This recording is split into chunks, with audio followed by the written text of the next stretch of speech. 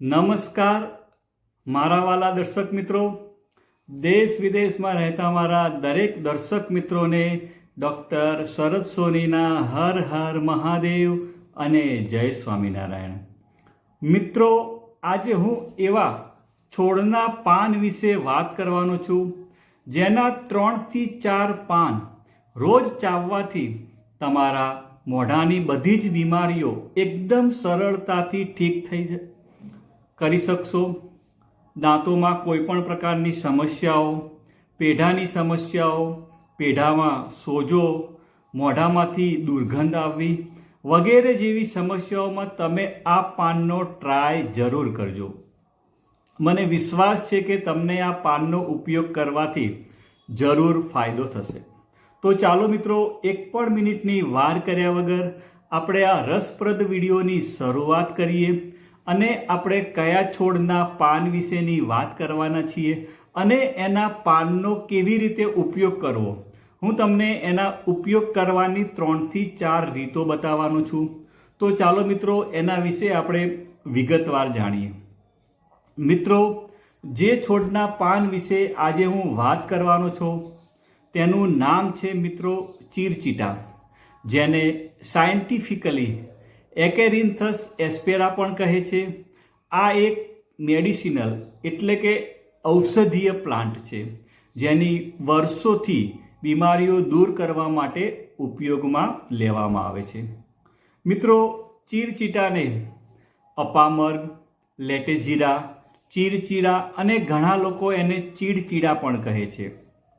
મિત્રો, આ એક સામાન્ય છોડ છે જે તમારી ઘરની આસપાસ જાતે જ ઉગે છે. તમે તમારા ઘરની આસપાસ લગાવવાનો જો વિચાર કરતા હો તો તમે નર્સરીમાંથી પણ લાવી અને લગાવી શકો છો. આની વધતી લોકપ્રિયતાને લીધે મિત્રો નર્સરીવાળા પણ આને વેચવાનું શરૂ કરી દીધું છે. મિત્રો, આ છોડને આયુર્વેદમાં જ નહીં પણ ચાઇનીઝ મેડિસિનમાં અને દુનિયાની ઘણી બધી મેડિસિનમાં આનો કિડનીની પ્રોબ્લેમથી લઈને સ્કિનના પ્રોબ્લેમને ઠીક કરવામાં ઉપયોગ કરવામાં આવે છે. મિત્રો, આજના વિડીયોમાં આપણે ચીરચીટાથી મળવાવાળા ઓરલ બેનિફિટ એટલે કે મોઢા વિશે આપણે વાત કરવાના છીએ, જેમાં દાંતો, પેઢા, જીભ અને ઓરલ કેવિટીમાં ક્યાં ક્યાં ફાયદો આપે છે એના વિશે આપણે વાત કરશું.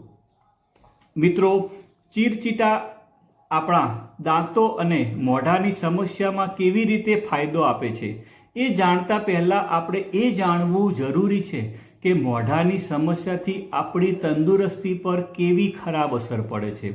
મિત્રો, વાત કરીએ તો મોઢાની સમસ્યા અત્યારે એક સામાન્ય બાબત થઈ ગઈ છે. ખાસ કરીને દાંતમાં સડો, દાંતોમાં કેવિટીની સમસ્યા, પેઢામાં સોજો આવવો, દાંતો અને પેઢામાંથી લોહી આવવું. મિત્રો, આ બધી સમસ્યાઓ એવી છે કે જે ખૂબ જ સામાન્ય છે. અને મિત્રો, WHO રિપોર્ટ અનુસાર દુનિયાની 40થી 50% લોકો ઓરલ કેવિટીના પ્રોબ્લેમથી પરેશાન છે. મિત્રો, ઓરલ એટલે કે મોઢાની સમસ્યાથી માત્ર દુખાવો થતો નથી પણ આપણા સ્વાસ્થ્ય પર ખરાબ અસર પડે છે અને આપણી રોજિંદા જીવન પર એની ખરાબ અસર પડે છે. મિત્રો, મોઢાની સમસ્યાથી ખાવા પીવા પર તેમજ બોલવા પર પણ નેગેટિવ અસર પડે છે.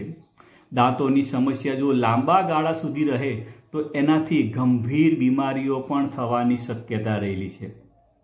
મિત્રો, ચીરચીટા પર થયેલી રિસર્ચ અનુસાર ચીરચીટામાં પાવરફુલ એન્ટી માઇક્રોબિયલ પ્રોપર્ટી હોય છે. મિત્રો, આનો મતલબ આ ચીરચીટા તમારા મોઢામાં રહેલા હાનિકારક બેક્ટેરિયાની સામે લડવામાં મદદ કરે છે અને તેને મારી નાખે છે.